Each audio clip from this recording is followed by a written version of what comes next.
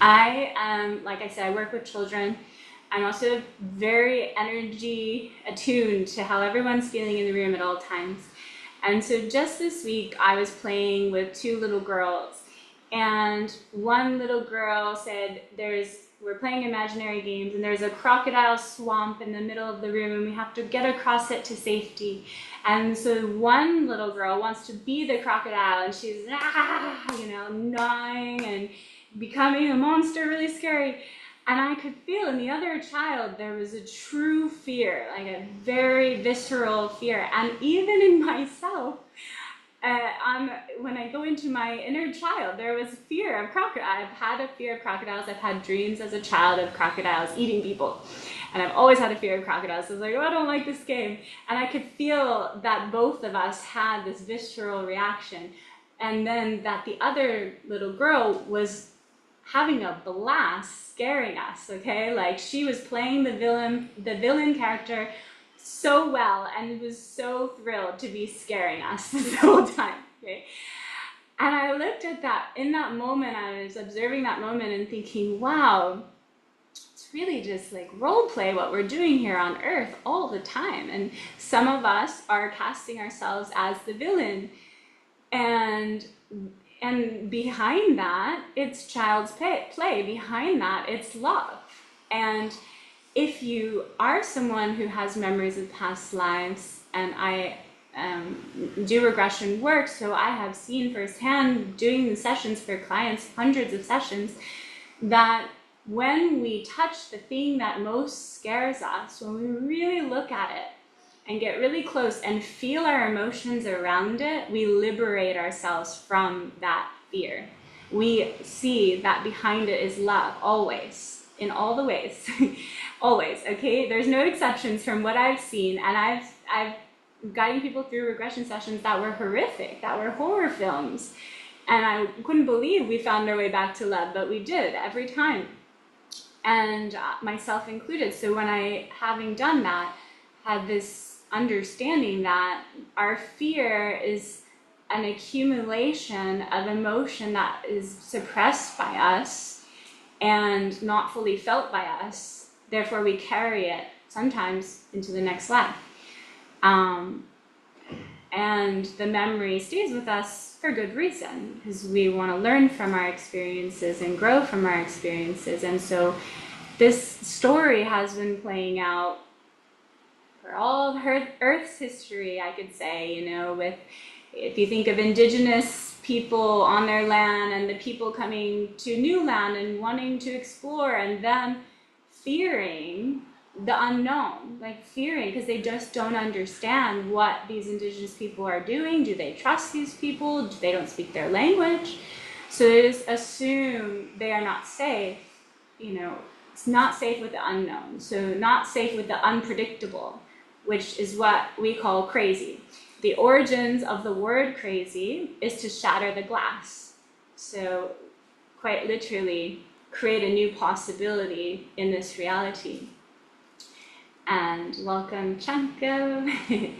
And so when we think of it this way, and we think of it as child's play, and truly, if you work with children or are around children, you will never find a child where you can say, that child's just evil, right? Let's lock them away and they can't be trusted ever again. I hope that's not an experience that anyone else is happening. I haven't found that to be true. When I'm with children, even if they're biting, even if they're screaming, even if they're breaking things, I can feel their innocence behind their behavior. And when I really tune in to the children that are doing those behaviors that are disruptive to the field of energy in the room, I can feel that, it's bringing up some things for the adults in the room that actually need to be felt by the adults in the room, rather than ban that child from coming back here. What if we receive that child and what it is that they're delivering to us? And so all of my previous shares, this topic, have always been about how do we approach people who are having an episode that might feel scary to us, how do we stand in love? And that comes first with understanding. Because if we don't have this understanding that this is energy that is being expressed, and yes, there are different characters expressing the energy, but it's happening to all of us. It's not, that is evil, I am good, and that is evil. It's rather, oh, there's this energy in the field, and how are we going to work with this energy in the field and assess the situation? So first, what I have found to be very helpful is to view the world as just that, like innocent children at play, and to remind myself of that each and every day, which comes with practice and understanding. But there is a particular incident that happened this week that gave me the opportunity to learn this again firsthand and to share with you an experience firsthand of how I handled interacting with someone who's in what was called schizophrenia by others who knew this person. And so I'm going to go into that, and I just wanted to open the floor for a moment if there's anything that wants to be shared based on what I just said, based on child's play.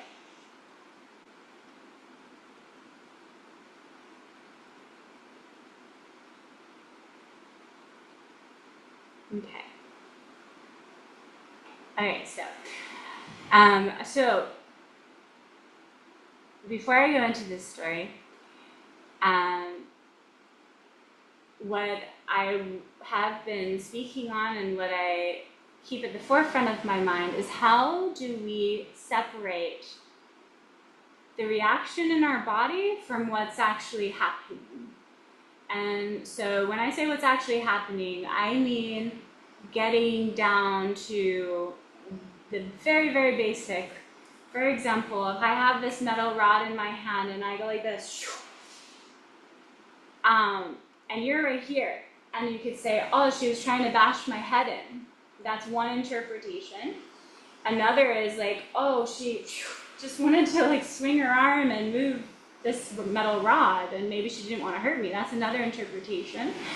But the truth of what's happening is Simone is swinging her arm with a metal rod in it, right? So how do we get to like the truth of the moment and what is actually happening, without the labels and the fears and the projections of what could happen in those moments when we are feeling fear? And if we're having a fear-based response in our bodies, to know that that is perfectly welcomed, but that we are not the person to handle the situation in front of us, right? So I'm going to give an example of what happened this week to open the floor for sharing. I was writing in my journal for this call what it was that I wanted to share on this call today. And I wrote down, I said, what to write about in this complex life. And I was kind of puzzled, nothing was coming to me. And it took just a matter of minutes before the universe revealed the story to me. I was laying on my stomach as I was writing, and I was in between the trees all by myself on the ocean, on the sand by the ocean. And I felt the presence of someone behind me going through my stuff, and I thought it was my boyfriend, so I turned around to greet him, and it was a strange man going through my bag. And I was just like, no, it's okay. My Spanish is terrible, but I was yelling at him like, not okay. And I just gave him one of these to like shoo him away. And of course I felt fear in my body. And so I assessed the situation, and I didn't have anything valuable in my bag. And so what actually happened, some strange man was touching my stuff. And if it was a child, right, I wouldn't feel this much fear. It was like, hey, this random kid just came and went through my bag of stuff, and that's like, hey kid, that's not okay, you can't do that, you gotta ask, right? But it was an adult, so my mind is just like, oh my gosh, I was almost robbed, and I was violated, and he crossed my boundaries, and the reaction is much, much bigger, the story is much, much bigger, but I knew that it was my reaction, so I had this conversation with myself. How do I want to respond to this? Do I want to believe the fear and go leave the beach and be afraid to be on the beach? And I was like, no, I want to stay here and write in my journal. I'm not afraid. So I just turned back over, started writing again. And again, I feel someone's presence behind me minutes later. I turn around, and this time, this person is hovered over my body like this, ready to do something, like leaning on top of my body. And this time, my reaction was completely visceral, just screaming on the top of my lungs, screaming from the depths of the earth. Everyone on the beach heard me, and all I could do, my whole body is shaking, and all I could do was scream, scream, scream, scream, scream. And I wanted to fight this man, and it was just rage and anger and all these things, and I was holding onto a tree, screaming, like, and I say screaming, but sometimes we imagine screaming comes from the throat. It wasn't that, it was like a deep belly yell, like the deepest tone that literally comes from the feet up from the earth, up and out through the mouth, that kind of yell. And it started to feel like euphoria in my body. Literally, what I would describe as orgasmic energy just streaming out of my body, feeling euphoric as I'm screaming and not caring who's looking and whatever.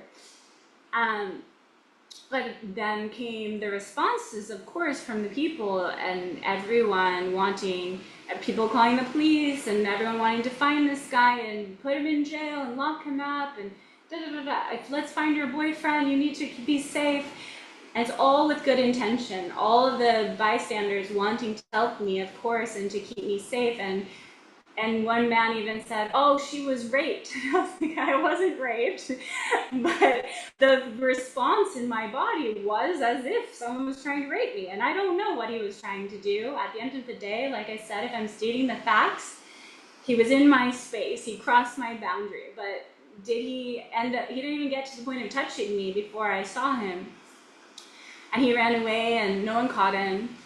And in that whole experience, I was very lucid and very aware that, forget past lives, of course, that probably has something to do with how big I yelled, but just this life, of how many times my body has been violated, even from the time I was a child till now, by men. And that all coming out of me with sound and feeling, and then it being stopped by, I allowed, the response of others to stop what I was doing, stop yelling, so I could talk to them and figure out a plan and do all the adult things, when really I could care less about finding this guy. I really just needed to feel that what was in my body. And so I use this as an example because, having been in psychosis, like I said, I've had the experience of playing the villain.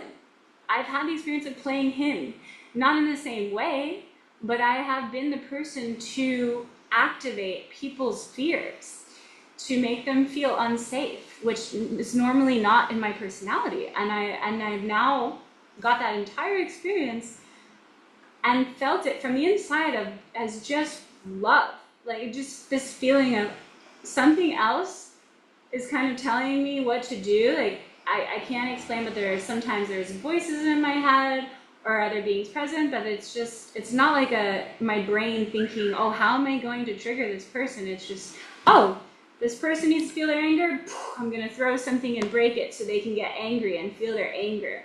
It's literally what I am feeling when I'm in those states, and I'm not thinking about it consciously, and I'm not planning it, and I'm not like reflecting on it afterwards. It's just like in the moment, feeling the energy, responding to the energy around me. All with so with every person that I was in contact with when I have had these episodes now at least 6 times, they have had a completely different version of me. So it's some people didn't even know I was having an episode. I was just dancing and singing and making altars and doing all fun like my inner child is out. And other people I was breaking things or kicking someone, and I truly it opened me to understand that there might not be ill intent when people behave in these ways that are crossing our boundaries, very much so, that there might be love behind that. Because love, true love, wants us to express the energy that's in our body, not like keep it in and walk around like this. No, it's like get it out, free it out. That's what children are doing all the time, especially the youngest ones, the toddlers, the infants. They're just feeling energy and expressing it as they feel it. And if you're a mother, you know what I'm talking about, I think. It's just like, if I was angry, my daughter was expressing my anger. If I was anxious, my daughter was sucking on my breast, viciously. And it's just like an instant feedback for how I'm feeling. And so I've gone into these mental hospitals and I have felt very safe in them for this reason, feeling the same way I feel with children. It's like, wow, I feel the same type of innocence in a mental hospital where people are simply feeling and expressing as they feel. There's no mask, there's no covering or pretending to be a certain way or caring what other people think about them. There's none of that. And that's where I feel most at home. That's not where I live most of the time. I'm in my character most of the time, and I know that being in psychosis has allowed me to, how we started this call, to be in another way of being. Just like in our dreams, we can play different characters. I've gotten to play different characters through having this experience, and it has shined a light on this world. It's actually made me feel safer in this world. When this happened with this man, I wasn't really in fear. I was the entire time feeling, oh, why is this happening for me right now? This is something interesting that's happening for me to feel. And that was enough. I mean, I'm grateful, actually. I am, in a strange way, grateful that that happened. And I imagine what the world would be like if we all had this understanding that sometimes the most sensitive, energy sensitive beings are the ones who might be behaving in illegal ways or behaving in ways that seem threatening or scary or unpredictable or wrong. That if we just were able to get curious about it and really ask questions where we can, or step back when we're in fear and just get curious about what it's bringing up for us. Because if you are someone who has traversed these realms of what we call mental illness, you become less afraid of others experiencing mental illness. Then you're able to step in and help them because you're no longer fearing them, right? So if we are carrying fear in our body, that fear in the field is what's being expressed by the most sensitive person in the room. So with that, I want to open the floor for any reflections, anything that's coming up for you, if it's reminding you of your own story, of something you're traversing, or just a reminder, we're not using words when we're sharing. I mean, we're using words. We're not using names when we're sharing our stories. So you can make up a name or just he, she, my friend, whatever, but you can share your true story here. All is welcome. Okay, the floor is open.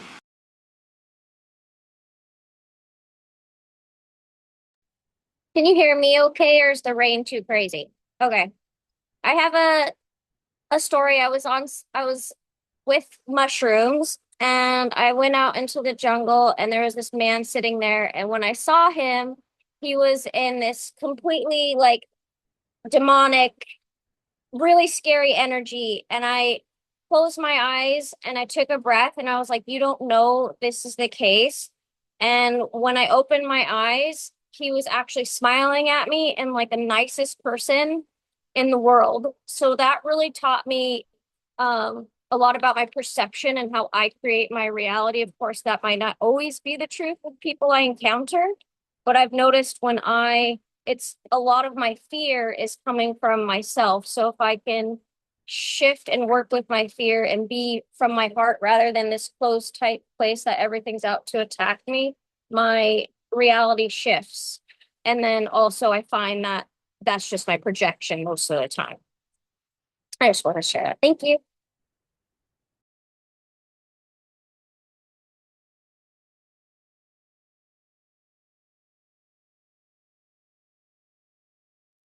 Hello, everybody. I just want to apologize for my lateness and my technical difficulties. Um, uh, my name is Chanko. I know you said no name, but I guess the story part of the name, we see all. Yeah. Just want to say hi to everybody.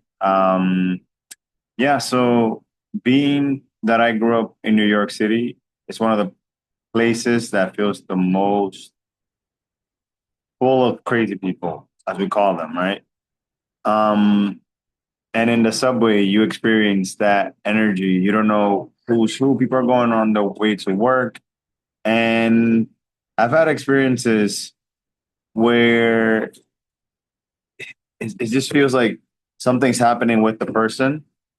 And then they sit down, they start screaming or they start kicking. But then after a while, it passes. And the other day, I had this experience with a lady who was just rocking and shaking, and she was on. It looked like she was on the way to work or from work, and I'm like, the craziest thing is that our anxiety sometimes gets the best of us, and our body expresses it in different ways, and it comes out in whatever way. And I'm sitting there and I'm with my daughter. I'm like, oh man, I hope she doesn't start kicking. I hope she doesn't start like pushing people, you know. And now you're on a closed cart, so you can't go anywhere, and you're in proximity with everyone that's there.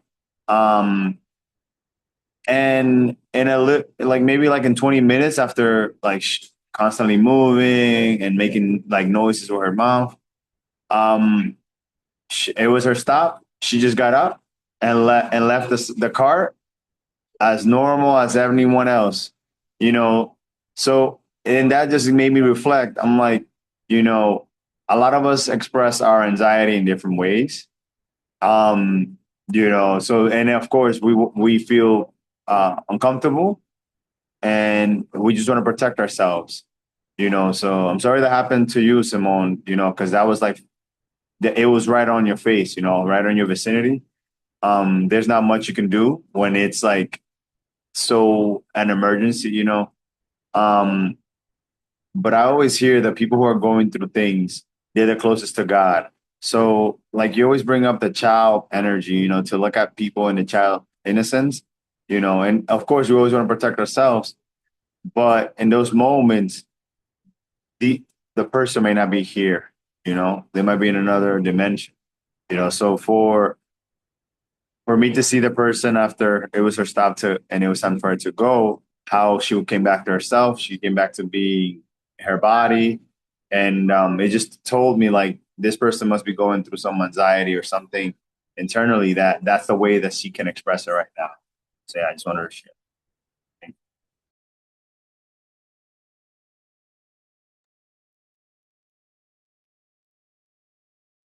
Hi guys, my name's Ben, and I'm gonna share a little story. Thank you, Chonko, for that story. Thank you, I appreciate that. I'm gonna share a little story of a incident that happened to me. I think it was 2020, maybe 2021. I was living in Sydney at this time, and I was living really close to a train station. And this train station was known for having people there that were crazy, and that were taking a lot of drugs, and it just wasn't a super clean place to be. And I used to have to walk through the station every day to go to work. So one morning I was walking to the station. It was like 6 a.m. and this guy stops me, and he's got a knife, and he's like, "Oi!" And he started here, and I just froze, and I was like, "Oh my goodness!"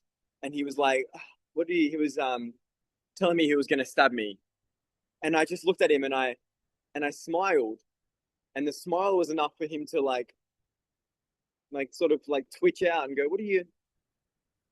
why are you smiling?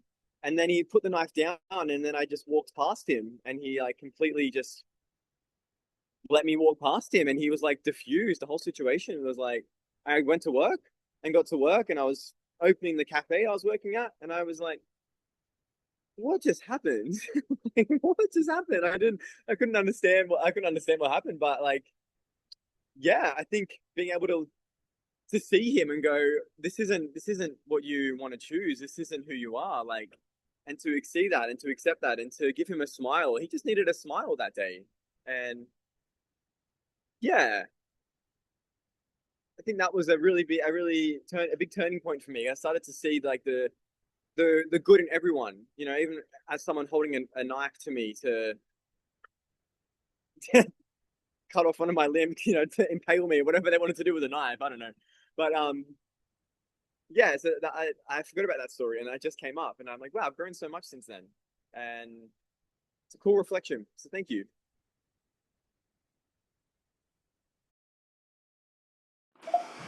Thank you. Ben, as you said that, I froze. Your screen froze on my end. I'm like, I froze. You're like this. Thank you. Yeah, Ben and Chanko, those stories are exactly what I'm talking about. The way that you met those people does impact them tremendously. And I have had similar experiences to that too, of meeting violence with love. So it's really like you can see how those moments bring us into the present moment like that, right? Because often we are all traveling, time traveling, remembering things that happened in the past or daydreaming about things that are going to happen in the future.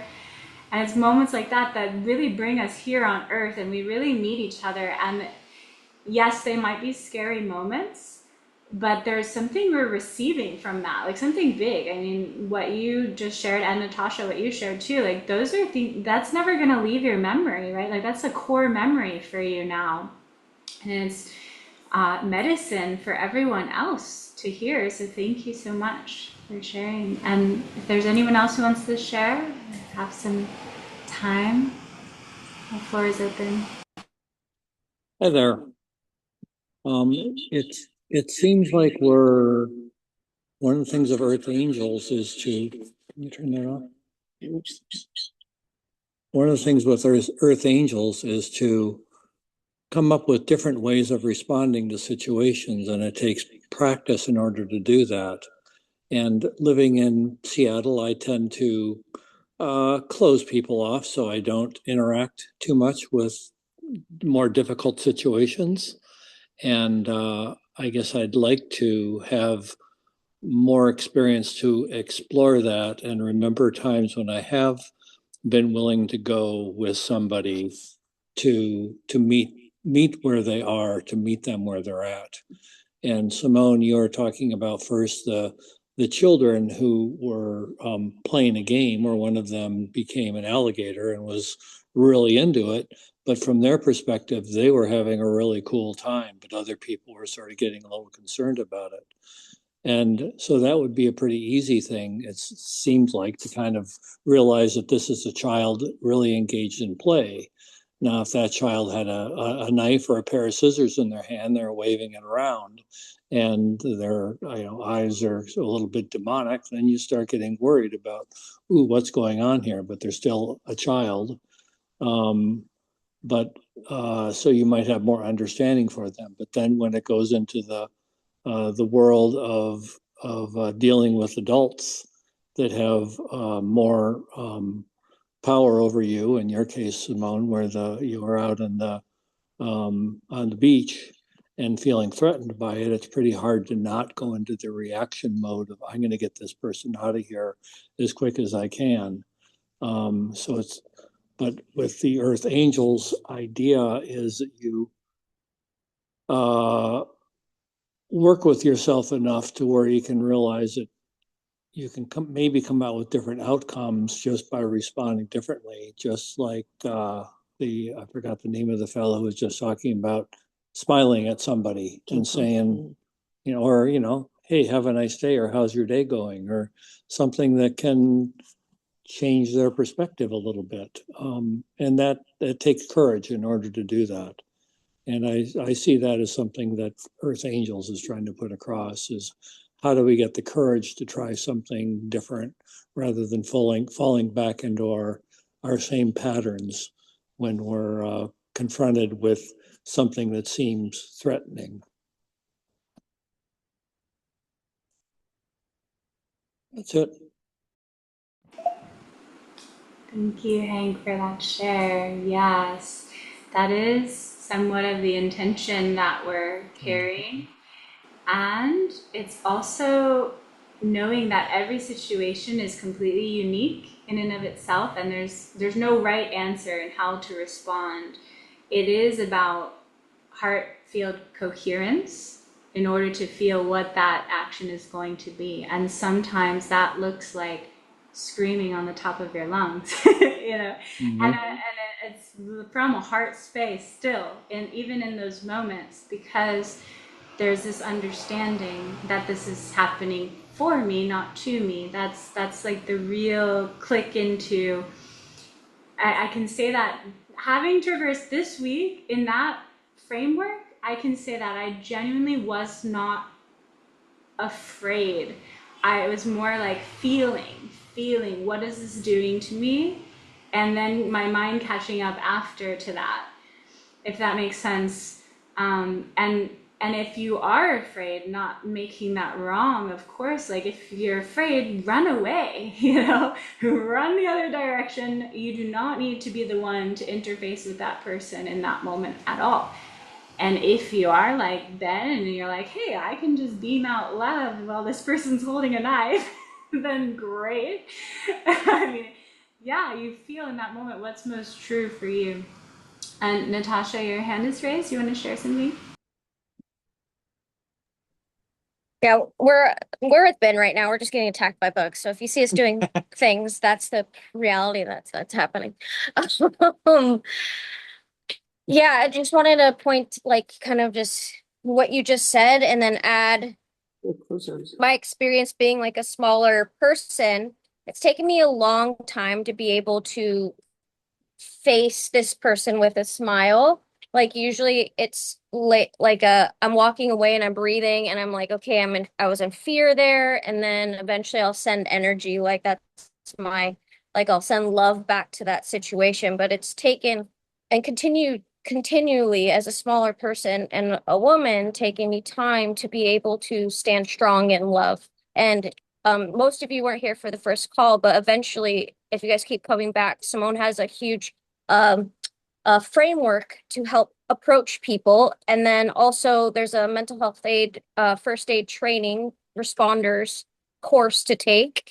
And Simone is designing her own course around spirituality and how to navigate spiritual experience, what you see on the flyer and everything. But coming back to me, yeah, this is an invitation to really feel and respond from your center in any situation. It's okay to walk away or step forward.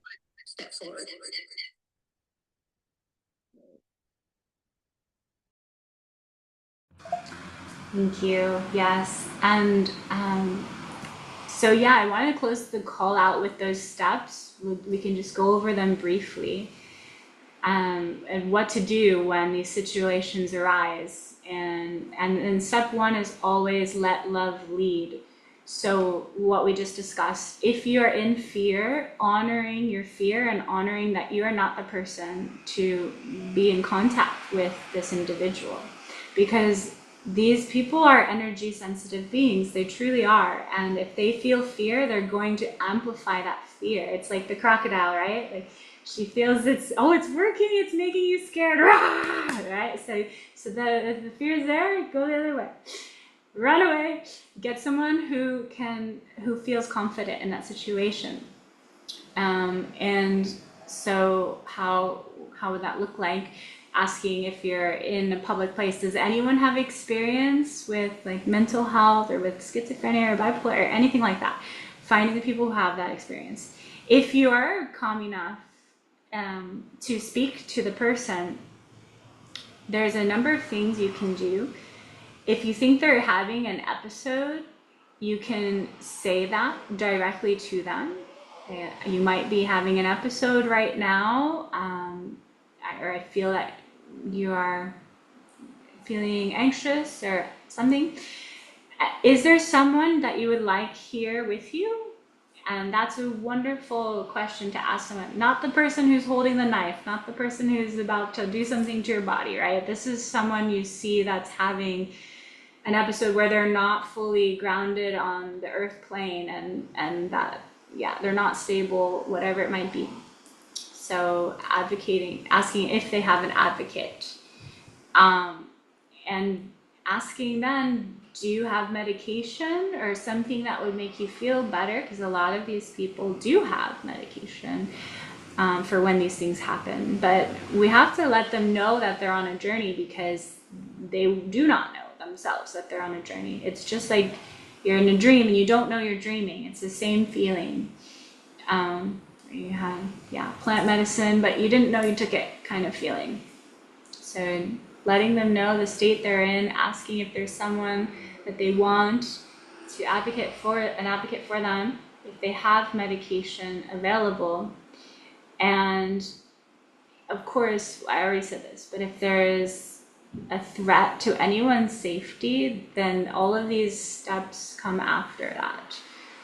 There is a time and a place to call the police. There is a time and a place to call the hospital. So it's just a matter of what I talked about in the beginning of this call, getting really clear about what's happening. For example, if the person kicks someone, okay, imagine a child kicks someone. We're not going to put them in jail for kicking someone. We're not going to chain them to a bed for kicking someone. If the person is with a knife, or they're like really hurting someone and like going after them, there's a difference, right? You can feel the difference between someone who's just like moving energy with their body versus out there to kill or out there to harm. And that's the word violence is like what we should reserve that word for when harm is intended, when there's actual harm or there's an actual threat. That's when we call authorities in. This is the importance of being able to be in your heart and assess the situation for what's really happening, and not think of the worst case scenario, which will come.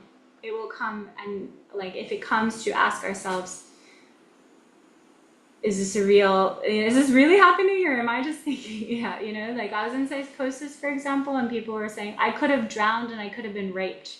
That was where their mind went. That's why I needed to be chained to a bed and shot up with poison. And I'm like, okay, that could happen on any given day. And that has nothing to do with my psychosis. Like, it's just like, that's where our minds go when we're in fear. And that's a good indication. Am I in fear, or am I in my heart right now? Can I be there for this person?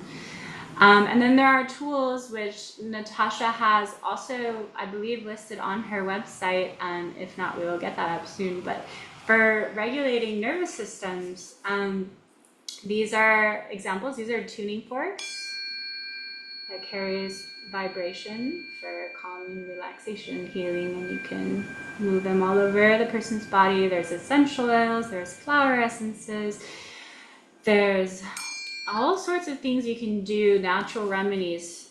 There's biomagnetic therapy I heard someone using on people with psychosis.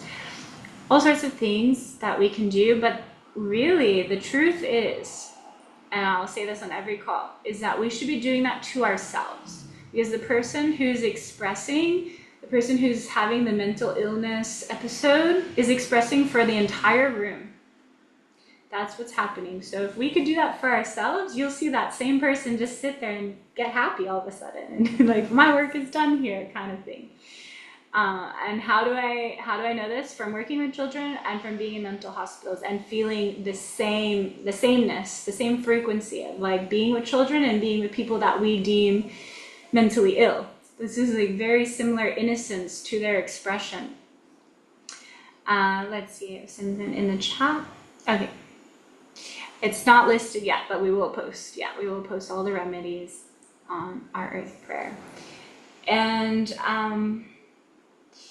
then, yeah, so when making sure that you have, if you're taking shift, like if you're with someone who's having an episode and you're like, I'm gonna be there for you, have other people either on call or nearby, like take shifts. Don't put it all on yourself. It's too much for one person sometimes to manage.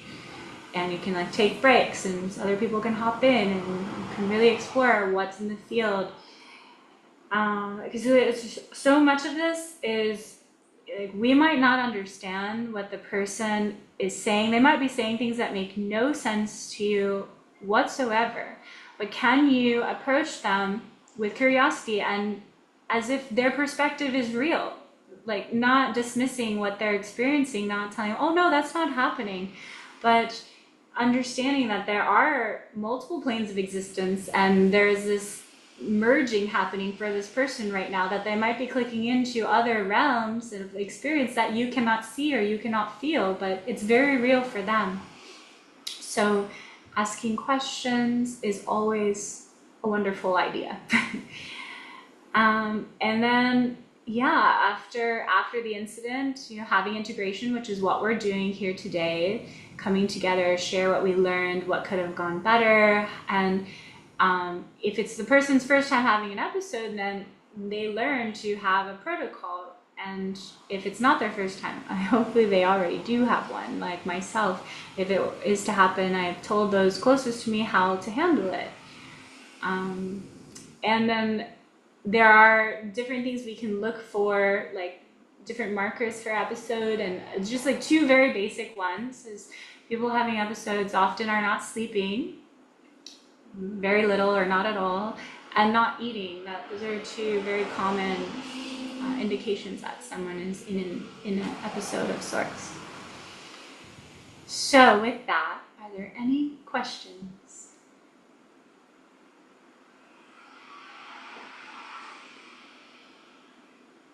Go ahead. I have sort of a share that's coming through.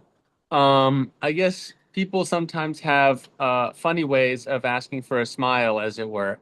And the more that we can see that that is an inner child asking for recognition of some sort, or respect, or repair in some way, the better we can be space holders for ourselves, or for others. I worked in a really amazing sort of school that was geared towards kids with different developmental trajectories or learning disability, whatever you'd call it, a special needs school.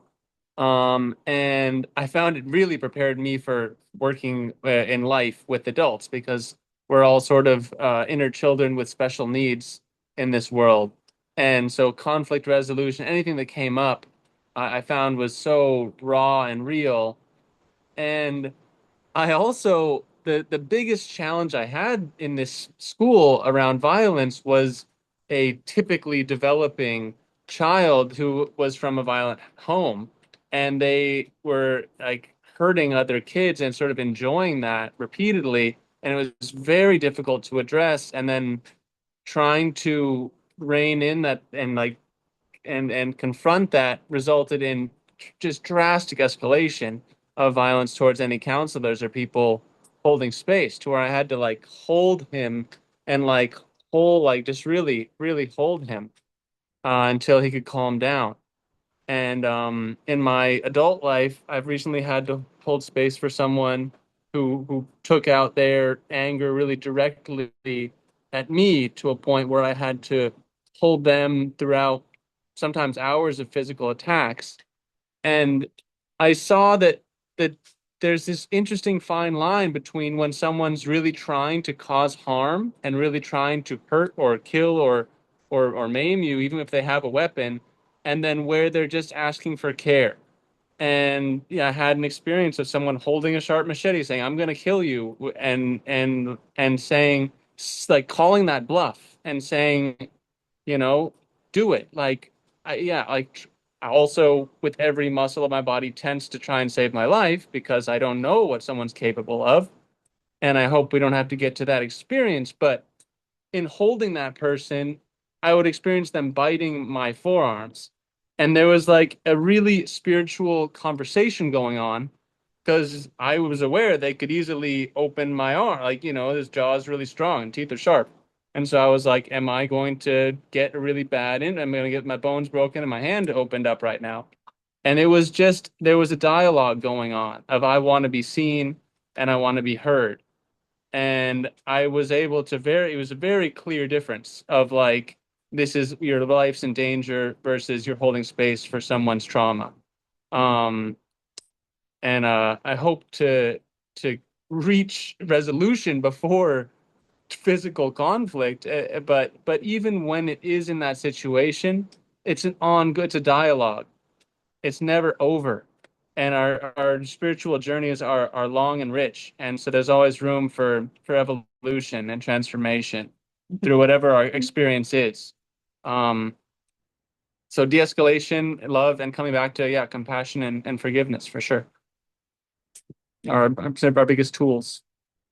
So just to add a tool, since we're here, I put the link to the Earth Angels chat that Simone is facilitating, and she'll be posting more about her following conversations to come, and I would love to see you all there.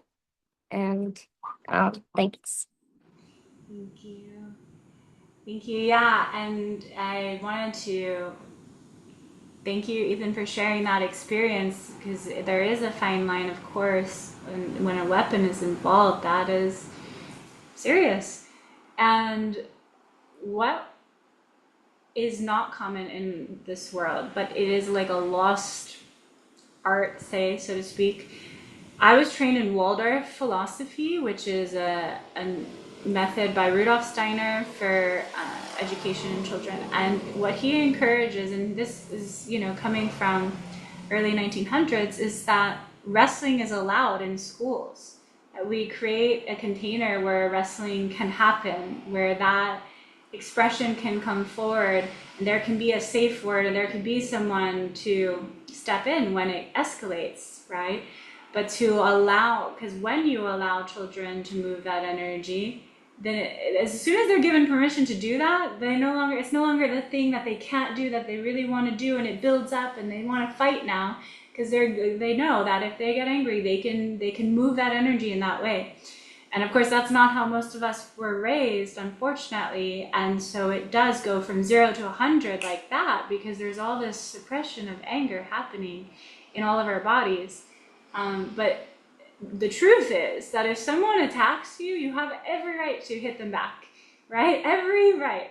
So it's really about in that moment feeling, do I want to run? Like, am I afraid? Do I want to run away? Do I want to fight back?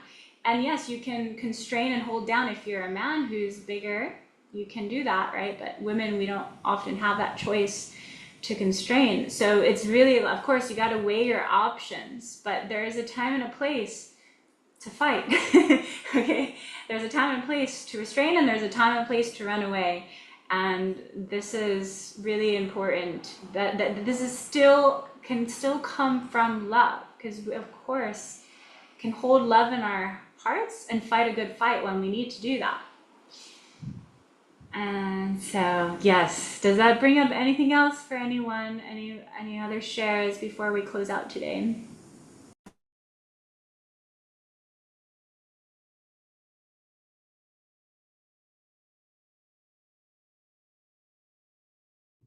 All right. Well, I want to thank you all for coming on here and walking the walk and really taking the time to be here for ourselves, for everyone, for the planet. These conversations are what shifts the field of energy, and don't be surprised that this is happening already. They call it a crisis for a reason. It is happening every which way we look, and it is an opportunity. It's a big opportunity from where I'm standing to free and liberate the energy that we have been suppressing collectively, and to learn all aspects of self, really.